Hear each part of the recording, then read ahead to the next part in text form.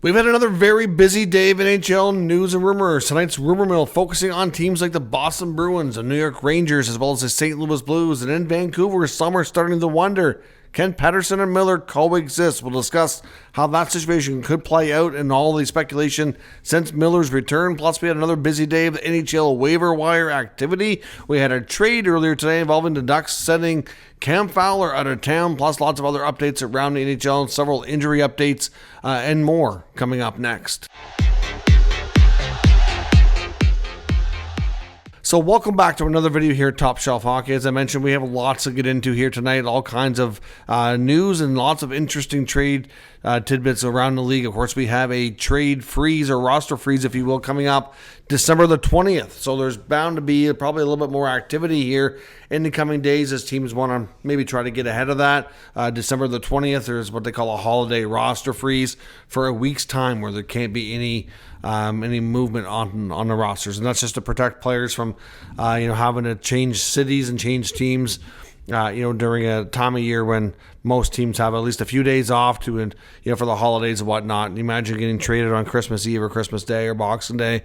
That would be terribly upsetting for a lot of players. So they've been able to negotiate that into their collective bargaining, so that does not happen. Now, get started first with the news from the waiver wire earlier. The Boston Bruins have a new player, and his name is Oliver Wahlstrom, former first-round pick of the New York Islanders, who ended up on waivers yesterday along with veteran Pierre Engvall, who's got a long-term deal. Engvall cleared, no surprise. Nobody's touching that contract. But Wahlstrom, who only has this current year on his deal, just around $1 million, is a player teams are willing to take a chance on. And, of course, Boston, to me, is a great fit. A team that's looking for some secondary scoring, looking for some help in that middle part of their lineup. Wahlstrom's got history of being a shooter when he was in college, and when he was younger, that's kind of what he was known for. A lot of people thought back when he was drafted he might be the best pure shooter or sniper in that draft class. Hasn't quite materialized. He's got over 200 games of NHL experience. He's got over 30 goals, 70 points, but nothing that's really allowed him to be a consistent contributor, and at times consistently even in the lineup. So obviously the fresh start was greatly needed for him, and I'm glad to see him go. And obviously a place like Boston, to me, is a great fit. If you don't recall, Oliver Wahlstrom, who grew up in the New England area, was made, I think he was 9 or 10 years old. I know there's a video. You can probably find it on YouTube if you type in Oliver Wahlstrom at the TD Garden. During the intermission, was on the ice and doing some trick shots, and he went viral. Like, he was crazy skilled kid. No shock that he made it as far as he did, but sometimes that high end skill and these trick shots and all this things you can do with the puck, that's never going to happen in the game, right? You never get the time and space, and there's always players attacking you. It's not the same thing. It's just putting on a show with the puck in a skills competition. So some players struggle with that. Maybe that's part of it for him. I'm not sure, but I think a team like Boston will be a good fit for him. The guy can shoot the puck really, really well, and if he can play with the right line mates and maybe get into a different environment, we'll see if he can find it or not. I mean, the Islanders have struggled with some of their higher end prospects that were drafted making it. Like, look at Kiefer Bellows, another example. Just a bit older than Wahlstrom, was drafted with a lot of potential. His dad was an NHL player, looked really good. I know in the World Juniors, remember when he was with Team USA, looked phenomenal, but just never materialized for whatever reason. So the Islanders need some of those guys to make it and to move up the ranks here. And unfortunately, Wahlstrom just not cutting it. So we'll see if he makes out with the Bruins. The trade we had earlier today, of course, Cam Fowler, who's been in the rumor mill for being dealt for a number of weeks now, goes to the St. Louis Blues. The Ducks had multiple offers and multiple deals in the last number of weeks. Of course, he only had 4 teams that were not blocked by his no trade clause. We don't know who those 4 teams were, but majority of teams that were inquiring needed to be cleared through Fowler. And obviously, he had situations he liked more than others, which kind of limited their return a little bit, but they do get some cap space. Of course, Fowler's 9 games shy of 1,000. Same scenario happened to Corey Perry when the Ducks moved on from him as well. So he goes to the Blues along with a 4th-round pick for a 2nd-round pick and a defensive prospect who was a 3-year pro, mostly played in the East Coast League. Don't think he can bank on him developing into an NHL player. If he does, it's a bonus, but probably not going to happen. So the Ducks, not that Fowler's been amazing or anything like that. I said when at first glance I thought it might be a little underwhelming, but they do get a second-round pick and they get some cap flexibility. The Ducks did retain, I believe it was $2.5 million on that deal as well. So Fowler is finally moved. Will Gibson be next? Time will tell. Into some other injury updates around the league, we had Jonas Brodin and Matt Zuccarello were activated by the Minnesota Wild today, and it was expected that they would play this evening, so it's good for them. The Maple Leafs got Bobby McMahon back today. He was activated. Grebenkin was sent back to the American Hockey League again. The Leafs ended up, unfortunately, dropping tonight's contest to the Detroit Red Wings. I believe it was 4-2 final. So the Red Wings pick up some much-needed points after some struggles here lately. And the Leafs, even though they got a lot of healthy bodies back, failed to pick up key points in that division rival. The Penguins tonight, they were playing the Ottawa Senators. They lost Marcus Pettersson to injury. I believe it was a second period, if I'm not mistaken, early in the second.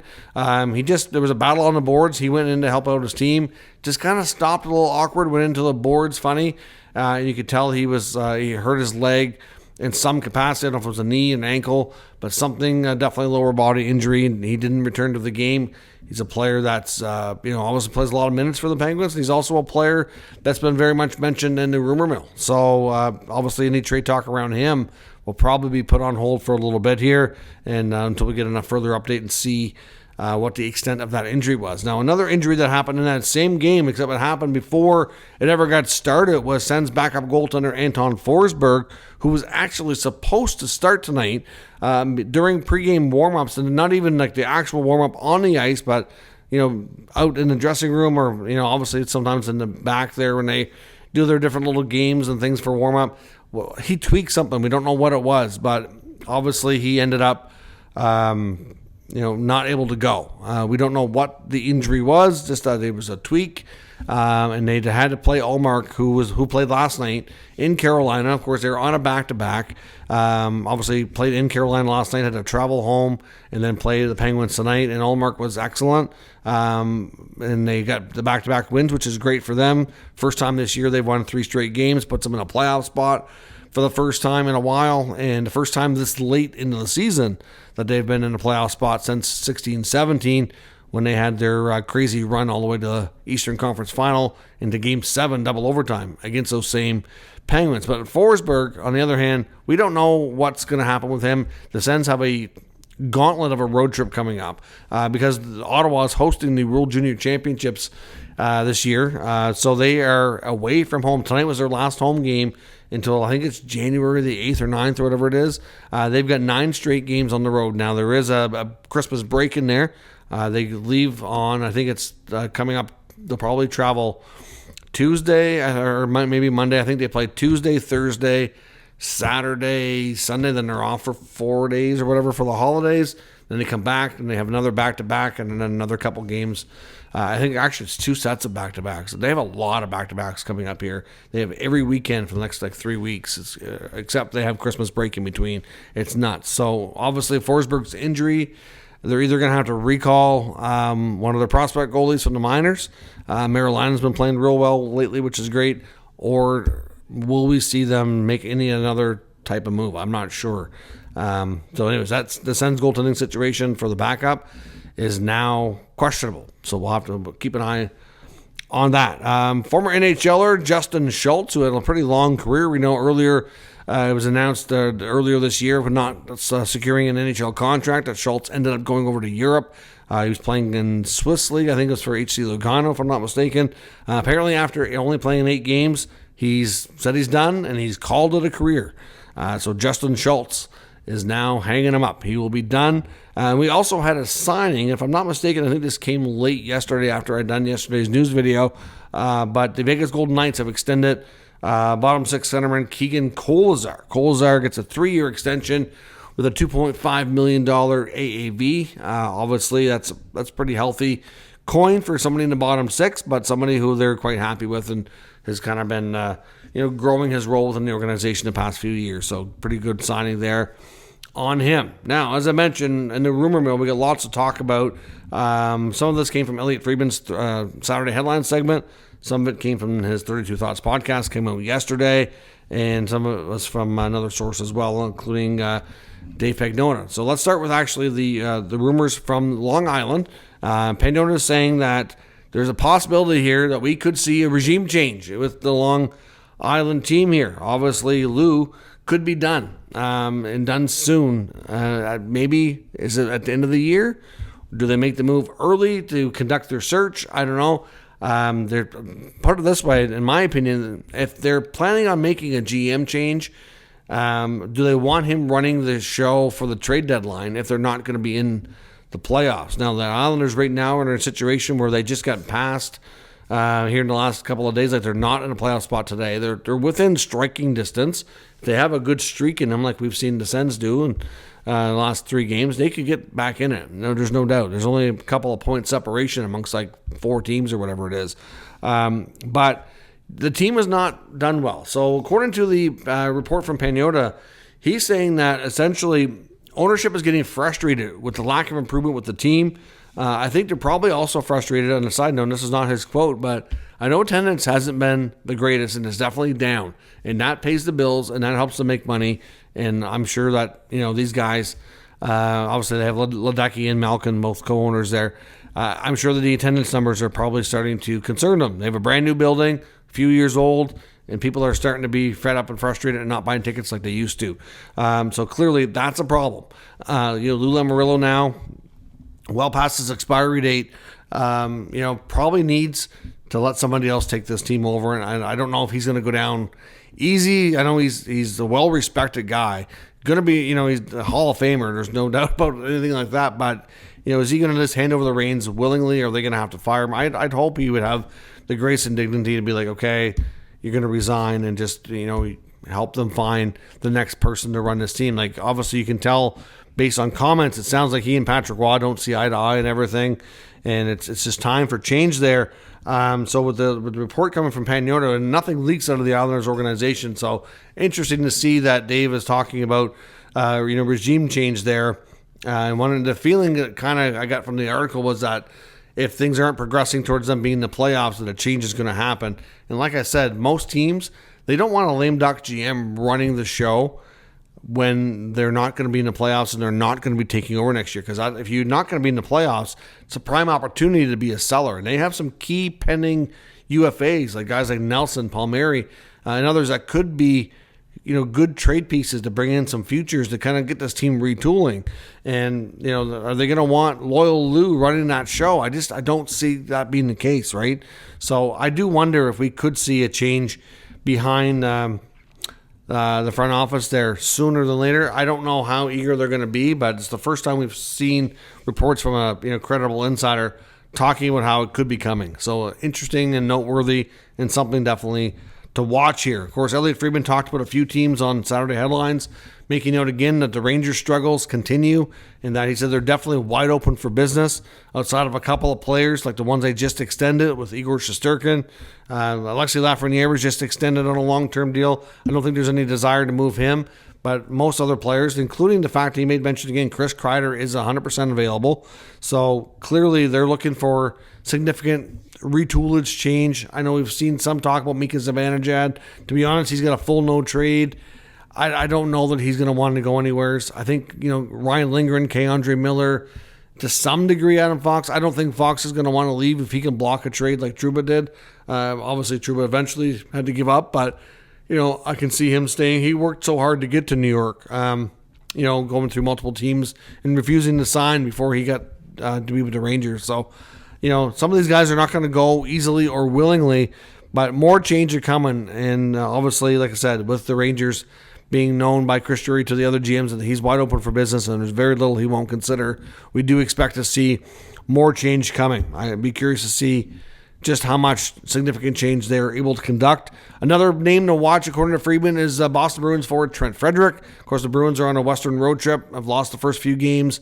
They're only have a 1-point lead now on the Senators for third spot in the division. The Lightning are right there on their heels as well. The Lightning actually have the better shot at catching them because they've got fewer games played. So, you've got there's not much security there. Like for the big three in that division, you've got the Leafs and the Panthers have a decent lead right now, but then you get the Lightning and the Sens right on their heels. So the Bruins are in danger from going from third down to as low as fifth or sixth, right? So if they have an extended losing streak, that could be all it takes. So they're getting tons of calls on Trent Frederic. Now, doesn't mean for sure they're going to move him.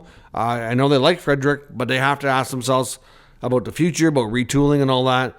And like I said, he's a player that plays with a lot of grit, a lot of feistiness, has some scoring touch, not afraid to drop the gloves. There's lots to like. Other teams really like this guy. He's a pain in the butt to play against. Why wouldn't you want him on your team? So they're just inquiring. So it doesn't mean for sure they move him, but the offers are rolling in. The calls are rolling in. Teams want to know what their intentions are, and you have to think that if their struggles continues, that maybe they might feel like they have to do something, and maybe he's a guy that goes. I don't know. I just think he's one of those energy glue guys that I think could be regretful if they move him, but with the level of interest that there is, they could also induce a bidding war and maybe get a bigger than you would think return for him. That could be something that we see too. It's hard to say. But an interesting story to watch. In St. Louis as well, there's now reports that after picking up Cam Fowler today, that they would really like to move Brandon Saad. Saad has this year and one more year left. I think it's $4.5 million, I believe his number is, on his AAV. He's a pretty consistent 20-goal guy. He has lots of experience, been around the league a long time. Obviously has some Stanley Cup championships to his name from his time in Chicago. So I'm not sure exactly what the Blues are kind of retooling here. Obviously, they made a lot of moves and kind of re-changed his roster enough in the last year, but they continue to do that, and Saad is available. I've seen it from some sources online, and Friedman mentioned it in his segment tonight that they're definitely out there having conversations, and he is willing to work with them, apparently. That's the conversation they've already had with Saad. He has a no trade, but he's willing to be flexible and talk about certain teams that he'd be willing to go to. So like I said, he's not an expensive veteran, somebody who can play in your top 9, probably give you 20 goals if he continues to play at the same level, and it's not overly expensive. So I can't imagine that they'll have a too hard a time moving him, but I look for a player like Brandon Saad to be moved sometime soon whenever they find something that works for the team and the player. And the big news out of Vancouver, which seems to be getting a lot of attention, is can JT Miller and Elias Pettersson coexist? I know personally, I wondered the whole time that Miller was out. I noticed Pettersson played better, and I mentioned this on the channel before. This is not like I've never talked about it. Never made a big deal or did a dedicated video or anything like that. But I honestly really think that those two are having difficulty coexisting. And that can be problematic in your dressing room. And it sounds like from the reports and what guys like Friedman are saying is that there might be a little bit of a divide. And some people are taking sides. That's the last thing you want. You don't want a divided locker room. Now, before Miller went on his leave of absence where he was out for a month, he had a couple of rough games. He wasn't. He was benched by Rick Tocchet in a critical part of a game. And even when he was asked about it, he said, I want to give the ice time to the players I thought gave us the best chance to win. And clearly, JT Miller wasn't on that list that given night. Now, was every player on their top game every night? No. And, whatever, right? Did Tocchet embarrass him, though? I don't really know how Miller felt about it. He's not going to talk about his leave either. But Friedman made some interesting comments that just kind of made people go, whoa, maybe there is more to this. And could this lead to, and maybe not now, but like in the offseason, could we have to see the Canucks pick? Like, it makes you wonder. Like Friedman said that, Miller needs to bend a little, and the other guys need to bend a little as well. And that he's a unique fit to their team. And they want to see if they can make it work. He's a unique player with a different kind of personality than the other guys, and especially the other star players. We know he's super passionate, wants to win, pushes guys, but some guys respond differently to different personalities and different ways of being pushed and different ways of trying to be motivated and be helpful. And, look at the unexplained, I don't know what you want to call it, like the lower level of play from Elias Pettersson. It just seems like when Miller is there, that I don't know, for whatever reason, it seems to impact Pettersson negatively. I don't get it. But even if they don't like each other, which we don't know. I'm just speculating here. I have no idea what they think of each other off the ice as people. I have no idea what they think of each other as players. But even if they don't care for each other, let's just say, I don't see how one guy would just play like crap or really play at a lower level than you're used to. Then that guy takes a leave of absence and like the level of play picked up. It seemed like he felt better. I don't know. It's difficult to say. But there's definitely, based on everybody that's talking, it sure sounds like this is not fake news. This is something that there is to it. And it's an interesting story and concept that we're going to have to follow here. I feel bad for the Canucks because they're both terrific players. They're the top two centermen on this team. If they had to lose one, they're probably trades that they will struggle to win. You quite often don't win trades when you're moving the best player in the deal. And it would deplete their lineup. I mean, even if things on paper look like they have a good deal coming back, it's not easy to do. And if they're, it might explain a lot of the, like I said, when Miller was out, and we heard numerous times, like Jim Rutherford was pretty adamant. He wasn't quite to the level that Michael Andlauer was about Brady Tkachuk, but it's kind of a similar thing where he was pretty frustrated and pretty vocal saying it's all BS. Like, that Miller's absence has nothing to do with him not wanting to be here. And there were some people that said that he didn't want to be there and that might have been part of it and that, he was seriously thinking about wanting out. And if, Miller at some point is going to be like, I am who I am. I shouldn't have to change. I've been in this league a long time. At what point is he going to say, like, either you love me the way I am or you move me? So I don't know. I mean, nobody's talking. This is all just speculation, but it sure sounds like these two players are not in a position where they can really coexist. And it's just, it could be, really bad for this team if this is true. And it sure seems like it. So, again, based on the reports, based on what I've seen with my own eyes, based on watching them play, and like he's only back a couple of days and these things are already popping up. So that's not a good sign. Winning solves everything, though. I will say that. I've said that about other things. Like when the Sens were pissed about the Brady Tkachuk stuff. Like, well, you want to shut people up and you want to get them to stop talking about you, about changes, and go win. Just go get it done. They've done that since. I mean, I'm not taking credit for their winning streak, but that's essentially what you got to do. And winning solves everything in Vancouver. If they can see that they can both contribute in their own unique ways and make the team successful, maybe they can look past whatever's going on here. I don't know. It just seems to be odd. And like I said, it's hard to wrap your head around it. And I feel bad for the team because if they do end up in that predicament that somebody's got to go, I would imagine it would happen in the offseason, not during the season. You got to try to get through this. And that would royally suck because I just don't know how you win that deal. So let me know your thoughts on what's going on in Vancouver amongst these players and all the other deals and rumors around the league. It's been a busy time. I expect there to be more activity in the next 4, 5, 6 days here leading up to the NHL trade freeze for the holidays on December the 20th. So let me know your thoughts on everything discussed in the video today in the comments. We'll discuss further. If you're new to the channel, make sure you subscribe and stick around. We'll keep you up to date with all the news, rumors, and analysis of all 32 NHL teams. Thanks for watching.